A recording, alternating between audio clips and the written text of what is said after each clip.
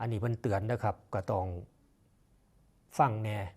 อย่าจะเกิดว่าโอ้ยเฮาโหท่านมันอยู่ดอกเฮาบ่ลงกลดอกบางคนก็อยากลองของนะครับเวลามันส่งลิงก์ส่งหยังมาหรือมันโทรมาสิเฮาก็รับแล้วก็เว้าไปบางเทื่อก็หลงไปให้ข้อมูลมันบางเทื่อก็เว้ายาวโพดบางเทื่อก็จบบ่ลงนะครับฟังไปเรื่อยๆแล้วก็ตอบมันไปเรื่อยๆมันก็ได้ข้อมูลเฮาไปบางเทื่ออยากลองของหลายส่วนมันส่งลิงก์ส่งหยังมานี่พี่น้องก็อย่าหลงไปกดนะครับมันมีมาเรื่อยๆเด้ผมนี่ก็พอเรื่อยอยู่ตั้งแต่มันเป็นข่าวใหม่ๆจนฮอดเดียวนี่มันก็ยังส่งมาอยู่แล้วก็มีคนหลงกลคนหลงเสือครับถือมันหลอกล่วงต้มตุนเอาเงินไปเม็ดเงินบ่เป็นหน่อยเด้ครับปีหนึ่งโอ้เป็นพันล้านหมื่นล้านพุ่นเฮาอย่าว่าเฮาสิสลาดตลอดเด้อครับก็ต้องฟังข่าวเวลาเขาแถลงข่าวหรือเขาชี้แจงจากหน่วยงานที่เกี่ยวข้องนะครับก็ฟังเขาแหน่บ่แม่นว่าฮู้แล้วบ่มีหยังดอกมิจฉาชีพพวกมิตรบางเทื่อเจ้าของหลงกลเองครับแล้วเฮาก็ต้องเตือนผู้เฒ่าผู้โถนำคนที่อยู่ในครอบครัวเฮาบางเทื่อเกษียณแล้วเนาะมีเงินเก็บมาว่าสิใช้จ่ายในบั้นปลายหรือแบ่งให้ลูกให้หลานเป็นมรดกถึงมันดูดเอาไปเบิดเลยผู้เฒ่าอยู่บ้านคนเดียวแล้วก็เบิดมือบ่เฮ็ดหยังครับแม่นบ่ล่ะเขี่ยวหมากไปนำแล้วก็เล่นไลน์ไปนำหาข้อมูลทางอินเทอร์เน็ต Facebook ไปนำสั่งซื้อของนำสั่งซื้อของเก่งขนาดนี้ผู้เฒ่าครับลูกหลานบ่ทนที่จ่ายเงินบางเทื่อมันก็จ่ายเองอยู่ดอกกันราคาสูงก็มึงจ่ายให้ลูกให้หลานจ่ายกันถึกๆแล้วก็จ่ายเองนะครับย่ายเงินบ่พอแม่เงินบ่พอจ่ายให้แม่ก่อนแน่แล้วก็เซ้ยจังซี่ครับลูกเต้าก็บ่กล้าทวงเด้บ่เป็นหยังครับพ่อแม่เฮาเนาะเราอยากได้หยังก็เบิ่งซอยแล้วเนี่ยบางเทื่อหูตาบ่ดีแล้วก็กดสั่งซื้อตัวถีบตัวแดนบางเทื่อก็ถูกต้มเด้ครับพระสงฆ์องค์ก็เจ้ามันก็ยังตัวครับมีข่าวหนึ่งครูบาเพิ่นสั่งซื้อกระบอกน้ำแบบสุญญากาศนะครับที่เวลาเฮาไปใส่น้ำชากาแฟนะมันจะเก็บความเย็นก็ได้เก็บความร้อนก็ได้สั่งซื้อ2อันราคา300กว่าทั้งเฟซทั้งอินเทอร์เน็ตยังเล่านี่แหละครับครูบาเพิ่นอยากได้นะปรากฏว่ามันก็ส่งมากครับก็ดีใจเนาะแกะกระดาษออกเบิ่งเงินโอนให้เขาแล้วปรากฏว่าข้างในเป็นน้ำยาถูผื่น2ขวดมันก็ส่งของมาน้ำหนักใกล้เคียงกับกระบอกสุญญากาศเด้เพื่อให้เสื้อนะครับแต่มันเบาหลายก็ว่ามันแมนบ่หรืออาจจะบ่รับหรือเปิดเบิ่งก่อนอันนี้แล้วก็จ่ายเงินเลยจานาก็ส่งมาวัดเลยครับซื้อมันก็ใส่ซื้อว่าพระนั่นพระนี่ขนาดมันหูว่าพระเป็นผู้สั่งของส่งมาวัดมันก็ยังกล้าส่งน้ำยาถูผื่นมาให้เพิ่นกระบอกน้ำสุญญากาศก็บ่ได้ครับ2อัน300ตกอันละ150เพิ่นก็เลยฝากเตือนพี่น้องเฮานำว่าคันสิซื้อของนะครับเพิ่นลืมเตือนเพิ่นนะมันเกิดเหตุแล้วจึงเตือนพี่น้องว่าเวลาจะซื้อของนี่ให้จับให้มันได้ก่อนหรือว่าอันนี้แก้วเด้อนี่แก้วสุญญากาศนี่เนี่ยเบิ่งมันแตกมันบินมันดีมันงามบ่มันเก็บความร้อนได้ซำใดขนาดมันจักซีซีอันนี้มือถือเด้อยี่ห้อนั้นยี่ห้อนี้มันดีบ่ตกแตกบ่แถมนั่นแถมนี่บ่มีสายสายชาร์จบ่จังซื้อเด้อครับเพิ่นว่าแต่เฮาไปสั่งซื้อของแบบที่เฮาแนมบ่เห็นนะครับเห็นแต่โลโก้มันเห็นแต่ของทางมือถือเขาส่งรูปส่งหยังมาครับมันงามแล้วส่งมามันก็ของดีแล้วมันก็เอายี่ห้อดีๆเอาสีสวยๆมาล่อให้เฮาติดใจล่อให้เฮาซื้อล่อแมลงไปดมดอกไม้หอมแม่มาครับเฮาก็จ่ายเงินแล้วของมามันโมเมนต์แนวนั้นติล่ะเพิ่นก็เจอแล้วครับกลายเป็นน้ำยาถูผื่นอาตมาเจอแล้วเพิ่นว่าเคสแล้วบาดนี้คนเจอแบบนี้หลายเลยครับบางเทื่อบริสั่งมันก็ส่งมาแล้วเฮาแกะเบิ่งครับกลายเป็นของบ่มีราคาแต่ว่าเงินจ่ายเข้าไปแล้วครับใครอยู่ดอกมีประกาศสคบครับที่เพิ่นดูแลเกี่ยวกับเรื่องนี้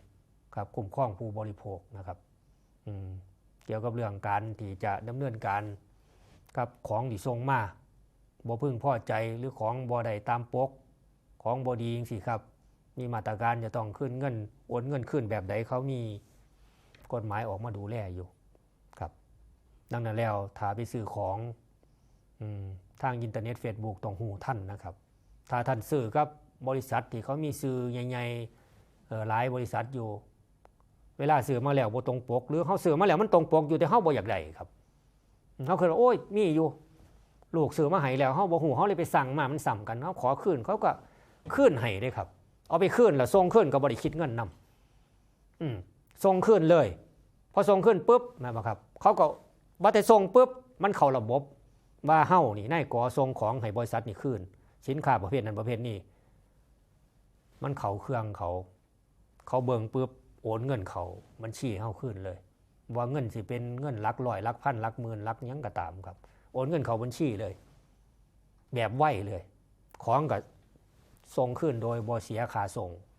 แต่ต้องไปตามจุดที่เขากำหนดเด้คือต้องไปส่งไปฝากกับบริษัทนี่เขากำหนดไว้มี 3-4 บริษัทสีเขียวสีส้มสีเหลืองนี่เอาไปส่งบริษัทอื่นหรือไปส่งไปรษณีย์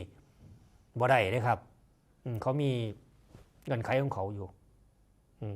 เว้าเรื่องไปรษณีย์จังหน่อยเนี่ยอันไปส่งจดหมายแต่วันที่11ครับส่งไปวลินนี่เด้วงหวายนี่11 12 13 14 15 16 17 18มัน19 9มื้อ9คืนบ่ทันฮอดส่งเอกสารไป18 บาทลงทะเบียนอย่างดีเขาโทรมาว่าเอกสารทนายคือบ่ฮอดจักเทื่อส่งอีหลีบ่หรือตัวหนูว่าซั่นห่วยบ่ได้ตัวหนูแล้วส่งอีหลักฐานก็มีส่งวันที่11จำได้ฮอดเวลา 11:48 น.ครับส่งอยู่ปทุมมาลัยนี่บ่ทันฮอดครับ11 มื้อโอ้ผมก็งึดแล้วเนาะอยู่วลินนี่เด้ครับที่แรกสิเอาไปให้เอกสารสิเอาไปให้กันเองนะเขาก็ว่าเขาบ่อยู่เขาสิมาเอาผมก็บ่ว่างผมเลยว่าเอาที่อยู่มาส่งทั้งไปรษณีย์ซะก็คือว่าในเขตพื้นที่จังหวัดเดียวกันเนาะอำเภอวลินนี่ครับ3 มื้อนี่ผมให้เต็มที่เลย11 มื้อครับจนฮอดเดียวนี่บ่แม่นส่งวันที่11ฮอดมื้อนี้9 มื้อมันควรจะฮอดหรือยังเมื่อคืนเขาก็โทรมาต่อว่าผมนะครับไปรษณีย์กับพิจารณาเนี่ยเด้อครับท่านเป็นบริษัทไปรษณีย์ไทยแล้วมันซ่าพอหยังครับของบางอย่างเอกชนเขาส่งมือเดียวเด้ผมเคยสั่งอะไรจากกรุงเทพนี่ละโทรสั่งซ้ำนี่ละเขาส่งให้ตอนบ่ายมื้อเช้าไปรับเลยแต่เฮาฝ่าเขาไปรับเองถ้าว่าฝ่าเขามาส่งอยู่บ้านผมฝ่าผมไปรับเองอยู่บริษัทเขาบ่เคยพลาดเลยครับค่าส่งกับบริแพงก็ไปรษณีย์ปานใดดอกกล่องมันใหญ่ๆครับ38-39 บาทจ่ายเงินอยู่ปลายทางนำเบิ่งติล่ะครับจดหมายฉบับเดียวลงทะเบียน18 บาทจนฮอดเดียวบ่ทันฮอดครับอยู่วลินนี่เด้คันอยู่ยะลาปัตตานีผมก็สิบ่ว่าหยังดอกไปอยู่อุบลนำกันนี่ครับมันไปตกค้างอยู่หม่องใดเดี๋ยวแล้วนี่ผมสิไปนำอีกตัวนึงครับเบิ่งมันสิมีคำตอบที่แสนหวานให้ผมบ่อยู่ปทุมมาลัยครับไปรษณีย์ปทุมมาลัยมันประจานมันดอกแต่ว่ามันซ่าเหลือเกินนะครับหรือเวียกหลายงานหลายบ่ครับหรือมันจังไดนี่การไปรษณีย์ไทยเฮานี่มันเป็นจังไดครับเอาบัดนี้มาเบิ่งกลลวงของมิจฉาชีพ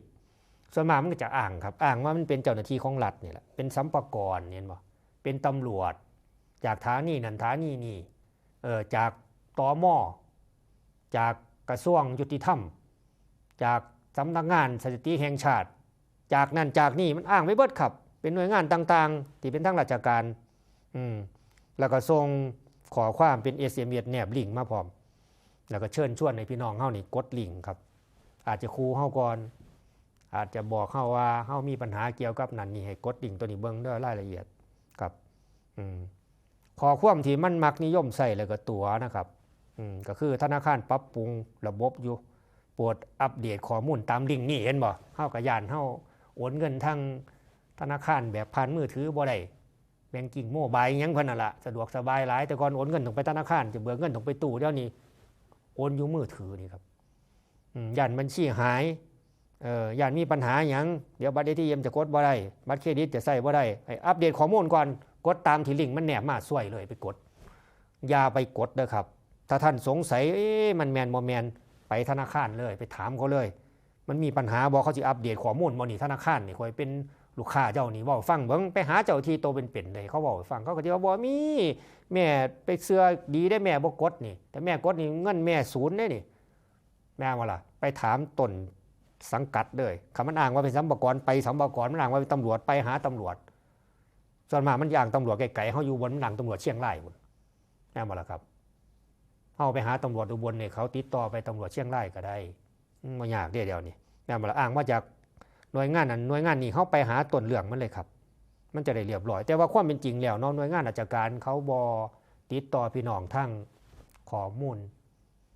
SMS เขาบอกให้ข้อมูลมาทาง SMS หรือแชร์เป็นลิงก์เป็นหยังมานะครับเขาบ่เฮ็ดนะครับให้พี่น้องหูเลยว่าถ้ามีลิงก์มีหยังของหน่วยงานราชการหรือโทรมาแอบบังตัวทั้งนั้นเลยอย่าไปฟังมันกดถิ่มเลยหรือด่ามันไปนิดๆหน่อยๆพอหอมปากหอมคอ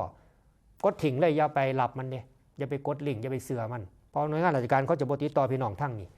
ถ้าจำเป็นดีๆเขาจะเฮ็ดหนังสือมาท่านถือหนังสือนี่ไปติดต่อหน่วยงานราชการเลยไฟฟ้าก็มีเด้เขาจะเปลี่ยนหมอไฟเป็นหมอดิจิตอลให้ตอนนี้หมอของท่านยังเป็นแบบตัวเลขอยู่ล่าสมัยจะเปลี่ยนเป็นดิจิตอลบ่ต้องเสียเงินบ่ต้องเสียตังค์เพราะเพิ่นลดให้อีกค่าหมอบ่ต้องเสียแล้วก็ค่าไฟที่จ่ายมาถ้าบ่เกิน500 บาทยกให้พี่น้องฟรีๆมันอ่างเห็นบ่เฮาก็โอ้อยากได้หมอใหม่เป็นดิจิตอลเนาะหมอคอมพิวเตอร์ราคาไฟบ่ถึง500มันยกหนี้ให้ไฟฟ้าใจดีคักขนาดยังบ่มีรัฐบาลใหม่เลยนี่มันตั๋วครับอย่าไปเชื่อมันแล้วก็ขายของออนไลน์ต่างๆลดแลกแจกแถมซื้อนั่นซื้อนี่ผ่อนชำระได้อย่าไปเชื่อนะครับแล้วบางเทื่อเฮายังบ่ทันชำระค่าบริการติดหนี้เขาค่านั้นค่านี้ค่าสินค้าที่เฮาสั่งซื้อเดี๋ยวเฮายังบ่ทันได้จ่ายเงินเขาเด้มันตั๋วทั้งที่เฮาจ่ายแล้วเงินยังตกค้างอยู่เงินยังบ่เข้าบัญชีเขาให้เฮากดตรวจสอบซะก่อนหมายเลขบัญชีเฮาที่โอนเงินไปหมายเด็กยังเห็นว่ามันตั๋วเฮาไปบอกมันเบิดสวยเลยแล้วก็เงินฝากอยู่ในบัญชีโดนแฮกธนาคารติดต่อมาหาท่านให้ท่านบอกหมายเลขบัญชีที่มีอยู่จะได้ตรวจสอบเบิ่งว่าบัญชีอื่นถือมันแฮกเอาเงินไปบ่เงินท่านกำลังจะหายจากบัญชีติดต่อด่วนเลยกดนั่นกดนี่เห็นบ่ก่อนกดลิงก์นี่ก็ตรวจสอบซะก่อนมันแมนบ่มันน่าจะเชื่อบ่ถามลูกถามเต่าให้เขาพาไปธนาคารให้เขาพาไปหน่วยงานที่เกี่ยวข้องเลยอย่าฝ่าไปกดเองอย่าฝ่าไปเชื่อมันหลายนะครับส่วนมากผู้เฒ่าใจห่อนเด้มันคูแน่ว่ามีความผิดทางอาญาเด้ลูกหลานจะซวยเด้นั่นนี่นู่นแม่นบ่ล่ะกดเดียวนี่เลยแล้วก็นั่งกดแล้วครับ2 ล้าน3 ล้านไปข้าวเดียวครับผู้เฒ่าเงินหลายนั่นแทนที่สิไว้ลูกให้เต่าใส่หรือเก็บไว้ใส่บรรปลายชีวิตเนาะไปเที่ยวเมืองนอกเมืองหน้าบ่เบิดพอล้านเด้ไปเมืองนอกแม่นบ่ล่ะอันนี้มันดูดเอาไปบ่พอหานาที10 นาทีเบิดเกลี้ยงเลยครับตรวจสอบให้มันชัดเจนทั้งนี้ทั้งนั้นขึ้นอยู่กับสติตั้งสติซะก่อนได้รับข้อมูลมาจากโรงพยาบาลนั่นโรงพยาบาลนี่ว่าลูกหลานท่านรถชนข้อมูลมันถูกต้องบ่ได้ลูกเฮาขับรถหมายเลขทะเบียนหยังมันมีเบิดสีหยังยี่ห้อหยังมีเบิดเป็นผู้ชายผู้หญิงซื้อนั่นซื้อนี่มีเบิดให้เฮาเฮ็ดนั่นเฮ็ดนี่ก็ไปกดตามมันที่บัดเฮาห่วงลูกเฮาเด้ห่วงหลานเฮาเด้รถชนกันรถขวมนั่นนี่มันหาข้อมูลมาค่อนข้างจะละเอียดเด้ว่าลูกเฮาซื้อหยังเฮ็ดงานอยู่ไส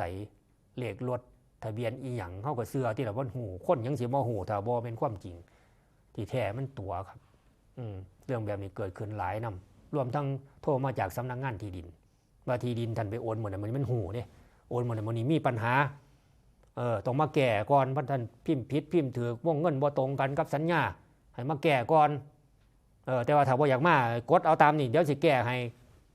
โดยที่ท่านบ่ต้องมาแก้แต่ว่าให้ท่านยืนยันว่าท่านรับทราบแล้วที่มันพิมพ์ขาดเคลื่อนหรือผิดไปซื้อขายที่ดินกันน่ะหรือเสียภาษีบ่ถูกต้อง